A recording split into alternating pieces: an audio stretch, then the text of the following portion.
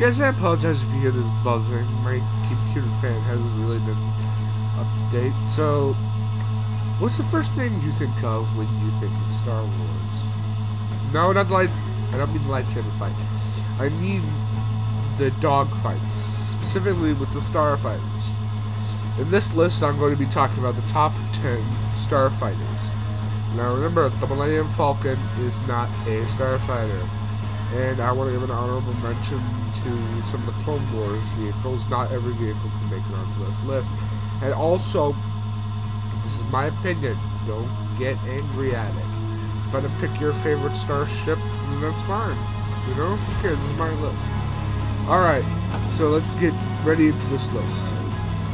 Number 10 is the Naboo Starfighter. Even though the Phantom Menace was awful, and that lineup of, now this is pod racing, really gets on my nerves every time I watch the film, the Naboo Starfighter is still a really nice starfighter. It looks agile, it looks lean, it's a very nice overall starfighter, which makes me question why they weren't used that much during the Clone Wars. Number 9 is the Baran Starfighter. This was from the Clone Wars specifically, and it was a really cool looking starfighter. It doesn't look too Star Wars-ish, but it feels at the same time. It still feels like it belongs in the Star Wars, canon. So it's a really nice starfighter. It's possibly one of the most underrated. Number 8 is the A-Wing. The A-Wing is an incredibly used starfighter in the non-canon. I mean, not in the expanded universe, which I mean the expanded canon, not the movies, but it's very used often because, well, it was used during the infant stages of the rebellion, and a lot of them were taken to a lot of famous pilots, include Harrison Dula and Sabine Wren. Number 7 is the Y-Wing. The Y-Wing was very old starfighter by the time we are in Star Wars canon. It was used often in atmospheric operations, even though they got a little bit buggy, and they were used to bomb capital ships and enemy vantage points. They were used a lot during the Clone Wars, the early stages, because for some reason George in his infinite wisdom forgot to design some starfighters for early stages of the rebellion of the Clone Wars, so they had to make up a lot of the stuff. So we get to see it evolve over time, which is one of the things I like about the Clone Wars.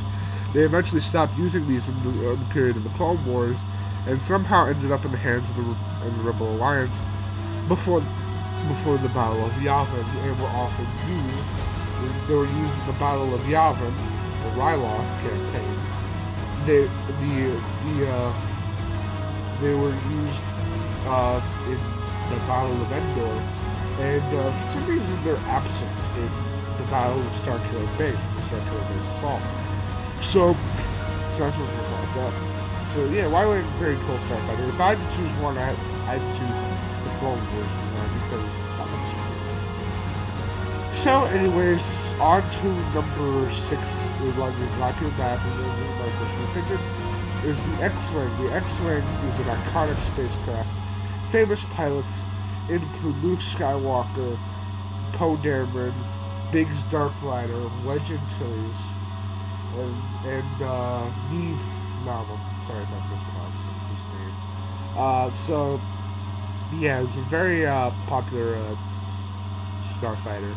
Possibly the most iconic from Star Wars. So why is it so low on the list? I like it. It's not that much. Number 5 is the Droid TIE Fighter. This one looks intimidating as hell. And it personally really is just really scary to me. And it looks like kind of like a bug or something. It reminds me a lot of a bug. The ship itself is alive. And it lets these little insect-like robots come out. They attack your starfighter, murdering your astromech in cold blood, and then eventually disabling your communication systems. And then it takes out the rest of you, and then soon waiting to break open the airlock, flowing you out into the cold deepnesses of space. I just got a little too deep there. I got a little too deep there. But anyways, this is an intimidating starfighter right here. So I'm just gonna keep moving on. Number 4 is the Jedi Interceptor, the spiritual predecessor to the TIE Fighter. These things were which really didn't make sense to me. These are more a battleship. These are more like a battleship than the previous Jedi starfighters, which really weren't, really were used more as ships, just to get from point A to point B. These were more military, and they were very easy to maneuver. If I had to choose one, I have to say, I'm sorry about this pronunciation, Shashi 10's starfighter in the Clone Wars. These are probably my favorites. These are one of my top favorites. Number 3 is the TIE Interceptor. The TIE Interceptor is a very intimidating craft, like the TIE Fighter, and it looks like something I wouldn't want to have chasing me if I was a rebel pilot. It is a very intimidating spacecraft, and possibly they're supposed to replace the TIE Fighters, but they didn't because Darth Vader flew his master. 2 is the ARC 170 starfighter. This is my top 2 favorites. So the ARC 170 starfighter is an amazing starfighter. It takes 3 pilots, 2 pilots actually, 1 gunner, and it has an astronaut to support it. It is a huge, aggressive starfighter. It doesn't have that many. It's not very maneuverable, but it is very aggressive, and there's a lot of firepower. It was called after older starships, as well as the famous pilots include Hawk and Oddball, the Clones, and number 1 is the B-Wing, my personal favorite starfighter in the Clone Wars. I really like this. It is possibly my favorite. It was the usual but it's somewhat incredible in the fact that you don't have to worry about just forcing the pilots. The cockpit is a geometric scale, so every time you go around, the pilot is going to be so it takes many forms of operating a lot of people got pissed off with it. Hey, the old cannon is dead. Get over it.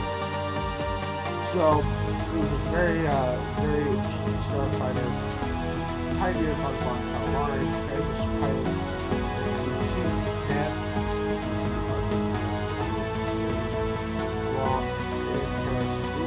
which I really want to see some more starship fights in Rebels. My favorite.